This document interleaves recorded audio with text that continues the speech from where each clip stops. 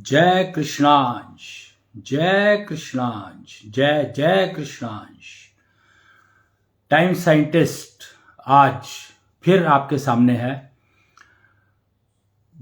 अब जो टॉपिक लिया गया है वो है वुमेन एम्पावरमेंट।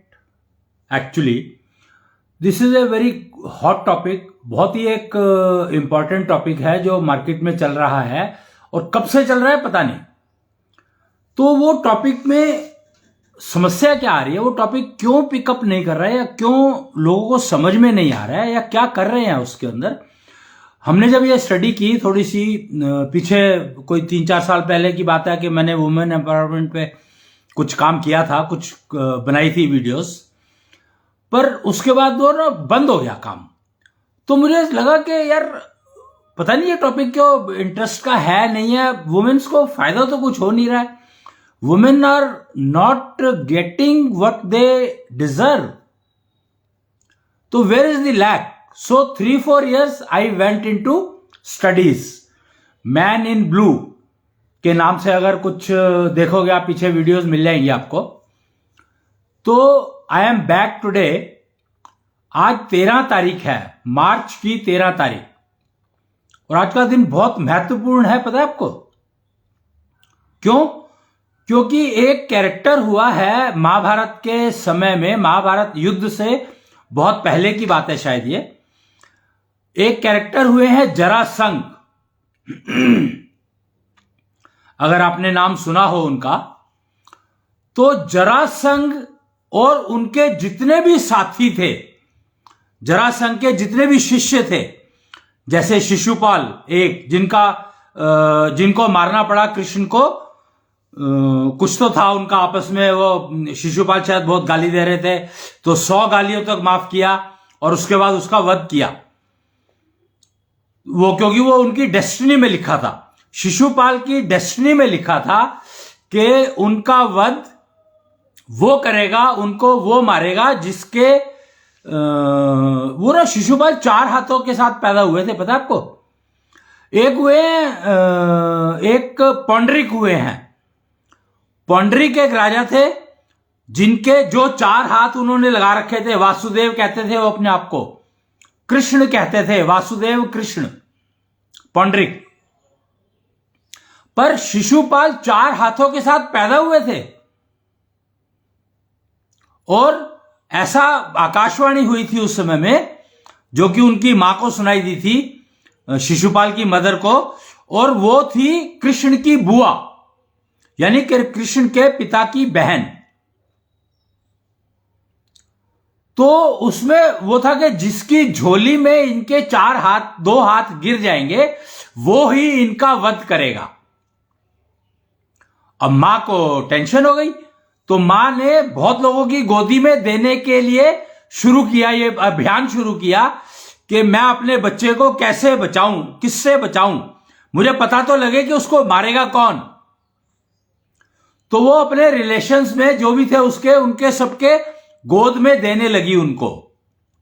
अब देखो 2 चीज है, या तो वो ये करती कि वो 4 हाथ है, चुपचाप उसको पाल लेती, पर मां थी वो,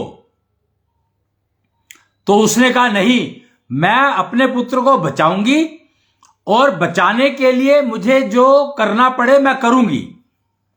तो पहले उसको ढूंढना होगा कि आफ्टर ऑल कौन ऐसा प्राणी है, कौन ऐसा एंटिटी है जिसके हाथों शिशुपाल मारा जाएगा। तो उसको ढूंढना तो पड़ेगा मेरे को, और उसी सिलसिले को शुरू करते हुए उसने अपने दादा को, नाना को, भाई को, चाचा को, मामा को, जो भी थे उनके हाथ में शिशुपाल को देना शुरू किया। और जब कृष्ण के हाथ में आए तो उनके दोनों हाथ गिर गए। देखो कृष्ण को कोई पहचानता है कि नहीं पहचानता है, ये समझो आप। तो शिशुपाल को 2 हाथ जो दिए गए थे वो पहचान के लिए दिए गए थे, कि कृष्ण की पहचान कराने के लिए।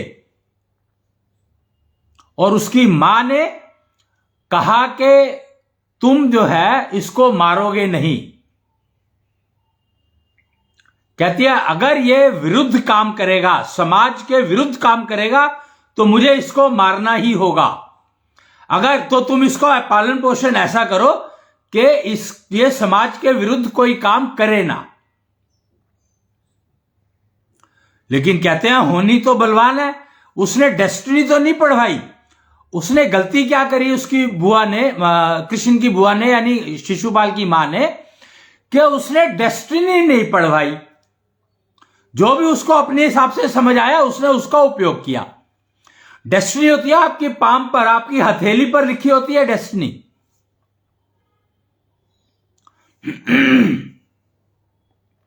एस्ट्रोलॉजर्स एस्टिमेट करने की कोशिश करते हैं, न्यूमरोलॉजर्स वो उससे न्यूमरोलॉजी से एस्टिमेट करने की कोशिश करते हैं, लेकिन पाम के ऊपर आपकी एग्जैक्ट डेस्टिनी प्रिंटेड होती है। इसीलिए अच्छे palm reader, perfect palm readers मिलना मुश्किल होगा। मैं एक को जानता हूं, निधि कंसल, तत्वलॉजर निधि कंसल एक है पामिस्ट, जो परफेक्ट पामिस्ट मैं उनको कह सकता हूं। मैंने टेस्ट किया उनको, 1 साल तक टेस्ट किया ऑलमोस्ट, और हजारों हाथों पर चेक किया। पर वो कहती है कि मैं पामिस्ट तो बहुत अच्छी हूं, चलो मान लेती हूं, लेकिन मेरी पामिस्ट्री का फायदा नहीं है अगर मैं रेमेडी कोई नहीं है सिस्टम की। प्रॉब्लम मुझे मिल गई है पर प्रॉब्लम का सॉल्यूशन नहीं है, तो पामिस्ट्री बेकार है। यहां पर शिशुपाल के केस में उसकी माता को पता था कि जिसके हाथ, उसके 2 हाथ जो एक्स्ट्रा हैं, वो जिसकी गोद में गिरेंगे वो ही उसको मारेगा। और कृष्ण से वचन लिया कि अगर समाज विरोधी एक्टिविटी नहीं करेगा तो मैं उसको नहीं मारूंगा। और कृष्ण ने यह वचन दिया कंडीशन लगा करके। अब कंडीशन क्यों लगाई कृष्ण ने? सीधा कह सकते थे ठीक है मैं नहीं मारूंगा, मेरा कजन है, पर उन्होंने कंडीशन लगाई समाज विरोधी। क्यों? क्योंकि उसकी डेस्टिनी, कृष्ण ने उसका हाथ पढ़ लिया था। निधि कंसल को कृष्णिका निधि कंसल कहा जाता है, कृष्णिका कहा जाता है। कृष्ण के ऊपर उनकी बहुत ज्यादा, बहुत गहरी रिसर्च है। कृष्ण के ऊपर निधि कंसल की बहुत गहरी रिसर्च है, इसीलिए उन्हें कृष्णिका कहा गया है। तो कृष्ण ने उसकी हथेली पे पढ़ लिया था शिशुपाल की कि यह समाज विरोधी कार्य ही करेगा, इसीलिए वो कंडीशन डाली गई।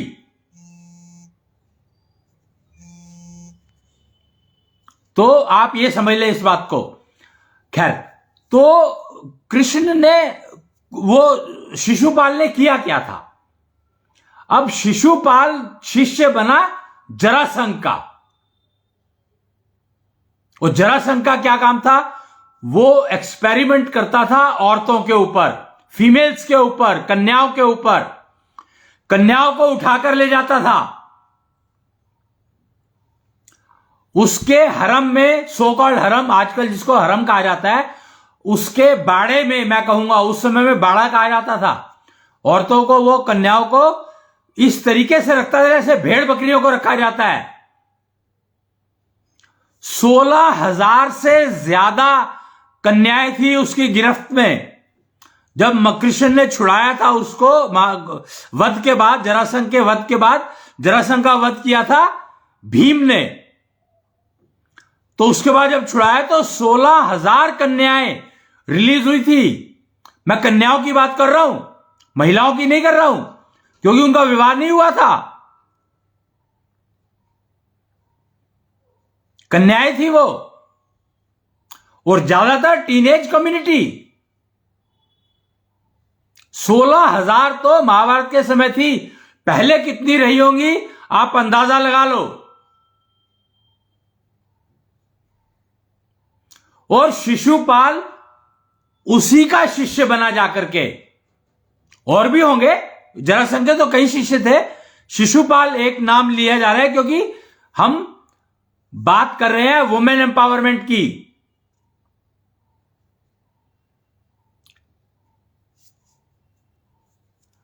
तो जब शिशुपाल ने समाज के विरुद्ध कार्य करना शुरू किया तो कृष्ण आए। अभी ये अधूरी बात बता रखी है लोगों ने, मैं पूरी कर रहा हूं उसको, कि कृष्ण आए शिशुपाल को मारने के लिए। तो उनकी मां बीच में आ गई, कहती है इसने समाज के विरुद्ध कार्य कर रहा है पर इसने तुम्हारे विरुद्ध तो कोई कार्य नहीं किया, तो तुम कैसे मार सकते हो इसको, तुम भी तो समाज का हिस्सा हो। तो कृष्ण ने कहा ठीक है 100 उस तक मैं इसके माफी दूंगा, इसको ये मुझे गाली देता है तो 100 गालियां तक माफ है, नहीं मारूंगा। लेकिन 100 के बाद एक भी गाली इसने दी तो इसका वध निश्चित है।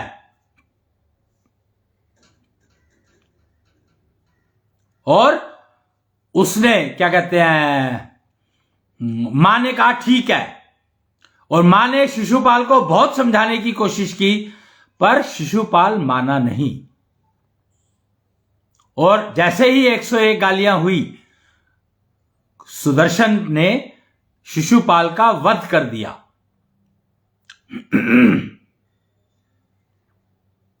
ये एनकोडिंग की गई थी, काउंटडाउन सुदर्शन को प्रोग्राम कर दिया गया था कृष्ण के द्वारा कि अगर गालियां 100 से ऊपर एक भी हो जाती है तो तुम्हें एक्टिवेट होना है और अपना काम करना है।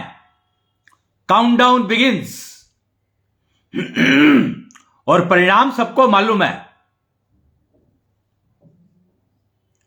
तो जरासंध और उसके सभी साथियों की 13वीं हुई है आज।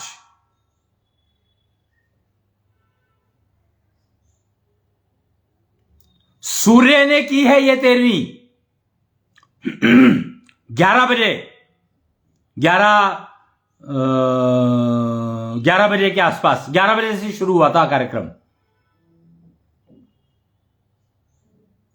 तो जरासंध और उसके जितने भी साथी थे शिशुपाल जैसे, उन सबकी 13वीं हो गई है अब। तो उनकी जो नेगेटिव एनर्जी पड़ी थी पृथ्वी पर, वो कहीं पर तो पड़ी थी, पृथ्वी पर पड़ी थी, वो शायद किसी रेगिस्तान में थी, मुझे पता नहीं है, कुछ तो आया था, नाम कहां पर आया था, किसी ने बता रहा था, कोई बात कर रहा था वहां होनी चाहिए। ऊर्जा पे काम करने वाले बहुत सारे लोग हैं, कोई कुछ बताते रहते हैं कुछ कुछ। तो आप ये समझ लो कि आज का दिन कितना महत्वपूर्ण है, और इसीलिए आज का जो सब्जेक्ट शुरू हुआ है वो शुरू हुआ है वुमेन एम्पावरमेंट थ्रू स्पाउस। मैं यहां पर यह बताना चाहूंगा कि आप देखो कि विवाह का सिलसिला बंद क्यों नहीं होता, विवाह के कितने सारे ड्रॉबैक हैं, फिर भी इस सिस्टम को डिस्कार्ड क्यों नहीं किया गया अभी तक। सतयुग, त्रेता युग, द्वापर युग, कलयुग,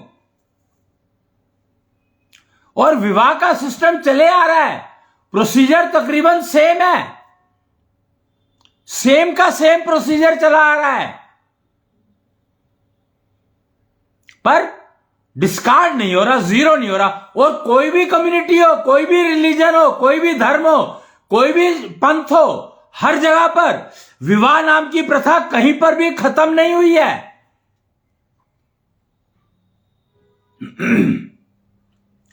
तो उसका कारण है, और वुमेन एम्पावरमेंट अभी तक सक्सेसफुल नहीं हुआ, उसका एकमात्र कारण है कि women empowerment is possible only through spouse, otherwise it is not possible. And this women empowerment and gender equality, women empowerment को जेंडर इक्वेलिटी ने खत्म कर दिया।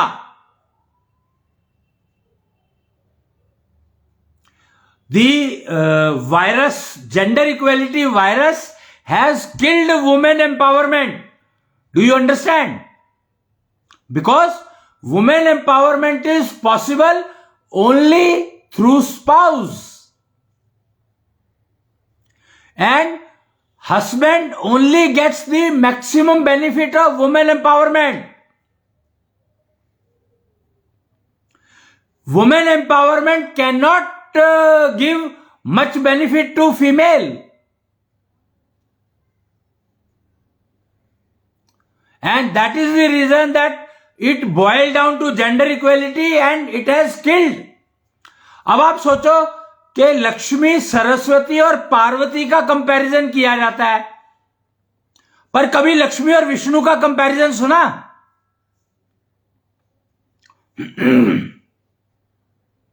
कभी भी, कहीं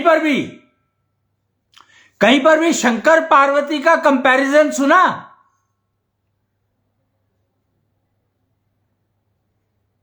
संभव ही नहीं है।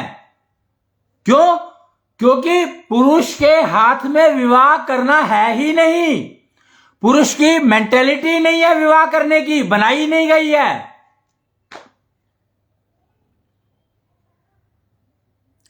कन्या की बनाई गई है, और कन्या 9 गुना ज्यादा स्पिरिचुअल एलिजिबिलिटी लेकर आती है, मेंटल एबिलिटी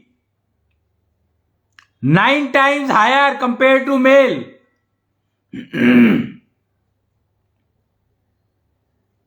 और नेचर ने फीमेल को डिपेंडेंट बना दिया मेल के ऊपर for giving birth to a child.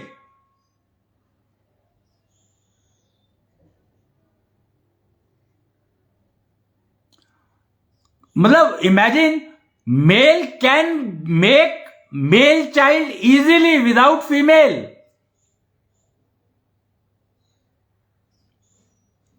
But male का जो ऑब्जेक्टिव है, being male as a human male, उसका जो ऑब्जेक्टिव है वो उसको बताया ही नहीं किसी ने। This education is completely missing. क्यों? क्योंकि बताने का काम मां का होता है। बताने का काम मां का होता है। मां पहली गुरु कही गई है, तो मां ही बताएगी ना, दिशा निर्धारण तो मां ही करेगी।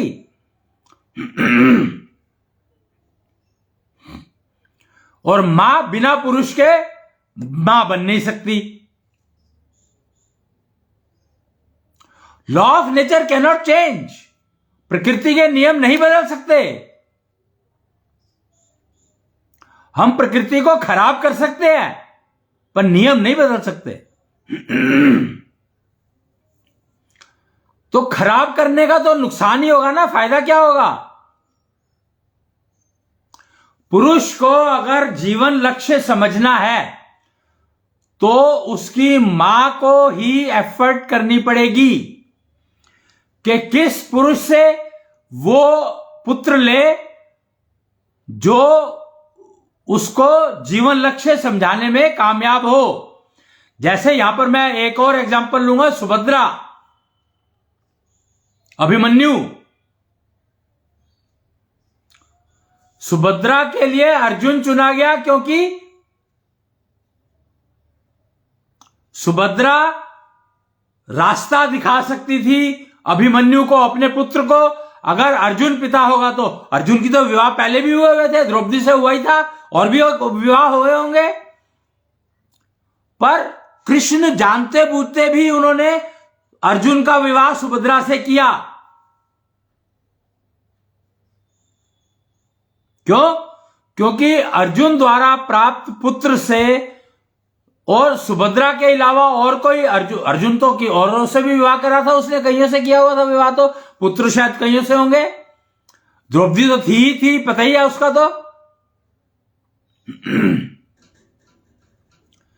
तो वो पुत्र जो है, द्रौपदी के पुत्र जो है, वो काम नहीं कर पाएंगे, वो नहीं सीख पाएंगे, मनुष्य जीवन लक्ष्य नहीं सीख पाएंगे। सुभद्रा का पुत्र सीख सकता है, पर जीवन लक्ष्य सिखाना जो है वो अर्जुन ही सिखा सकता है उस समय में, जो भी जरूरत थी उसके हिसाब से। और देख लो आप कि अभिमन्यु ने गर्भ में ही चक्रव्यूह को तोड़ने का सिस्टम सीख लिया था।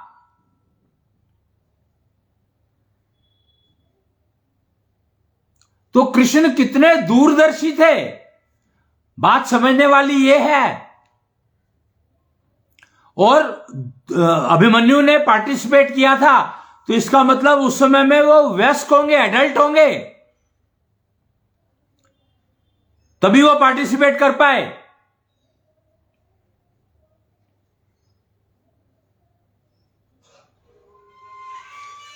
तो ये सब चीजें समझनी है आपको और जानना होगा कि वुमेन एम्पावरमेंट जो है वो स्पाउस के बिना संभव नहीं है।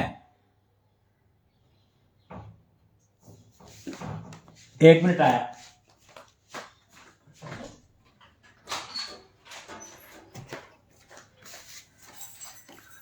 वुमेन एम्पावरमेंट स्पाउस के बिना संभव नहीं है, इसलिए विवाह प्रथा कभी खत्म नहीं हुई।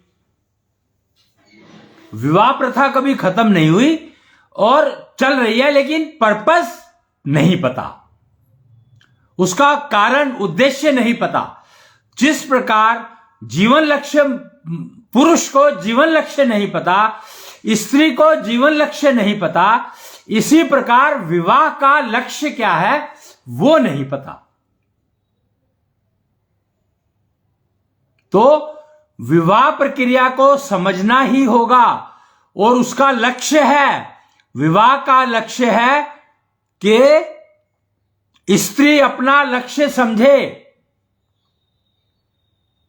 और पुरुष अपना लक्ष्य समझने के लिए स्त्री को गाइड बनाए। मैं यहां पर एक और एग्जांपल लूंगा रावण का। रावण की मां ने रावण को जब 2 साल का था तो छोड़ दिया था। गर्भकाल 3 साल का होता है। ये सारी चीजें आपको मिल जाएंगी निश्चल दुनिया में। एशो सिविलाइजेशन एक नई सिविलाइजेशन बनी है, 2006 से बननी शुरू हुई थी। तो एशो सिविलाइजेशन के पार्ट्स हैं ये सारे के सारे जो मैं बता रहा हूं आपको। तो आज समझ लो कि सारे जो विवाह संस्कार चल रहे हैं अभी तक के, उनकी सबकी 13वीं हो गई। जरासंध का मैंने जो नाम लिया था, तो जरासंध ने कन्याओं को यही समझने के लिए, जरासंध समझने की कोशिश कर रहा था कि विवाह का उपलक्ष्य क्या है, उद्देश्य क्या है। पर उसके चक्कर में समाज का दुष्कर्म हो गया, समाज खराब हो गया, बर्बाद हो गया, समाज की दिशाहीन हो गया। जरासंध ने 16,000 विवाह नहीं किए थे, वो कन्याओं को उठा लाया था, एक्सपेरिमेंट करने के लिए उठा लेता था। और शिशुपाल उसके इस कार्य में मदद करते थे, हेल्प करते थे। बात समझने की है। शिक्षा जो है गुरु द्रोणाचार्य ने शुरू की थी, शिक्षा का काम। उससे पहले दीक्षा हुआ करती थी, शिक्षा नहीं होती थी। कृष्ण ने दीक्षा ली थी संदीपनी आश्रम में जाके, शिक्षा नहीं ली थी। शिक्षा का काम द्रोणाचार्य ने शुरू किया था। कृपाचार्य करते थे।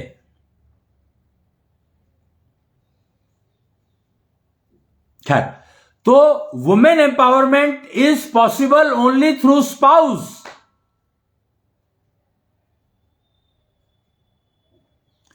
तो ये टॉपिक रहेगा अब हमारा। आज मैंने इंट्रोडक्शन देनी थी इसकी, तो वो इंट्रोडक्शन दे दिया है। क्योंकि समय हो गया है, तो मैं आज इसको यहीं पर समाप्त करूंगा और आपको इसके बारे में नेक्स्ट वीडियो आप इंस्टाग्राम पर देख सकते हैं। यहां पर आपको लाइव और वो वीडियोस, रील्स मिल जाया करेंगी, तो आप यहां पर देख सकते हैं। वासुदेव धाम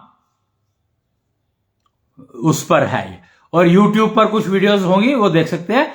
टाइम साइंटिस्ट आप सर्च कर सकते हैं, टाइम साइंटिस्ट अश्विनी जी या मणिदेव की, ऐसे करके। टाइम साइंटिस्ट मणिदेव की रखा था क्योंकि पृथ्वी को आभा युक्त बनाने का कार्य शुरू हुआ है। कार्य तो शुरू हो गया था पहले, पर अब जो है उसके लिए हवन अब शुरू हुआ है। जरासंध की और उसके सारे साथियों की 13वीं के बाद से जो नया कार्यक्रम शुरू हुआ है, वो हुआ है पृथ्वी को आभायुक्त बनाने के लिए, यानी भामणी। तो अब पृथ्वी भामणी जानी जाएगी। पृथ्वी का नया नामकरण हुआ है भामणी। पृथ्वी एक ग्रह है और उसका नाम है भामणी आज से। और शनि की देखरेख में हुआ है ये।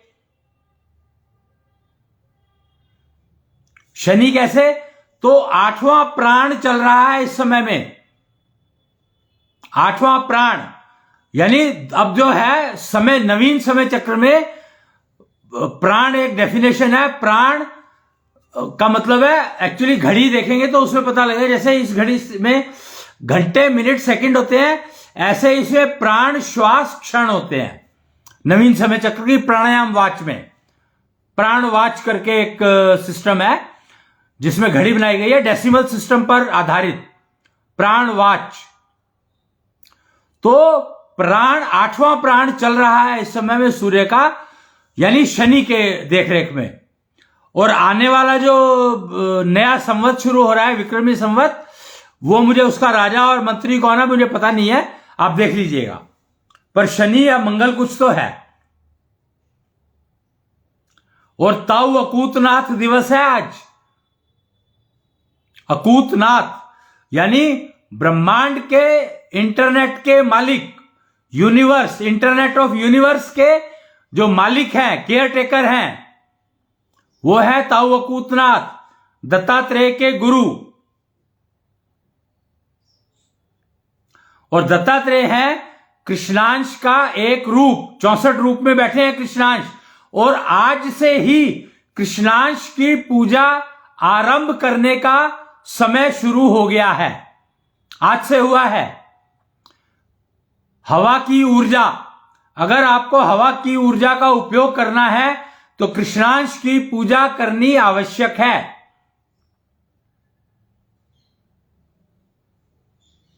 और टाइम रहेगा 2:24 से 2:35 से लेकर और 7 बजे तक का। इसके बीच में कभी भी कर सकते हैं कृष्णांश पूजा।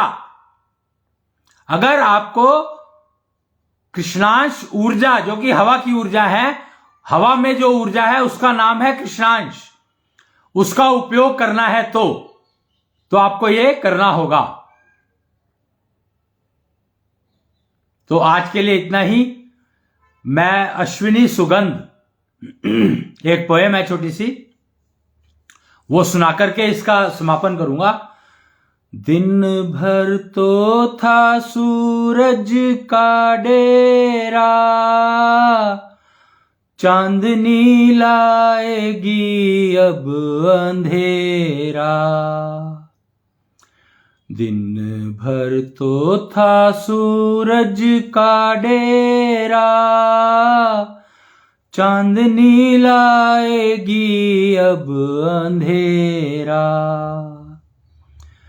कृष्णांश जागा हुआ तब सवेरा, पूर्णिमा को तो सबने था घेरा। पूर्णिमा को तो सबने था घेरा, अमावस में दिखा कृष्ण मेरा। अमावस में दिखा कृष्ण मेरा, कृष्णांश जागा हुआ तब सवेरा। जय कृष्णांश, जय जय कृष्णांश।